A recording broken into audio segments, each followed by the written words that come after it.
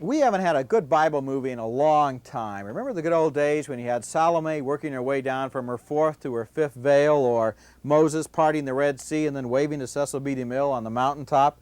Those movies were fun, they were entertaining, and maybe they had a little message too. But none of those things apply to King David, this new biblical movie that stars Richard Gere as a King David who was so serious, so solemn, so self-important, and so laid back, it's hard to figure out how this guy ever got a movie made about him. I've never loved another woman as I once loved you.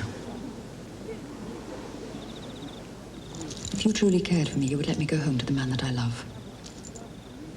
You have many wives, but he has only me. David's big project in King David is to build a giant temple, and he spends half the movie, it seems like, marching around the model of the temple like some kind of a berserk architect. A great and glorious temple, here on this holy hill of Zion, in which his sacred presence may abide forevermore.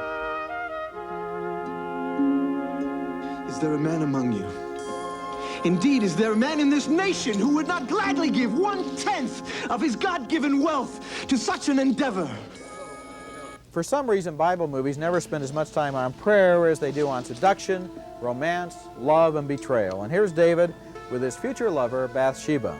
A woman has no redress against her husband, my lord. I can endure the pain, but where is the child for whom I've suffered? You shall have him. No, my lord. Not while my husband lives. One of the funny things about King David is that the movie was originally supposed to have an R rating, and that certainly would have provided a lot more scenes for Bathsheba to be in. As it is, the movie is rated PG-13, and everybody spends most of their time marching around in the desert and sitting on thrones and talking as if they had read a bad translation of the Bible.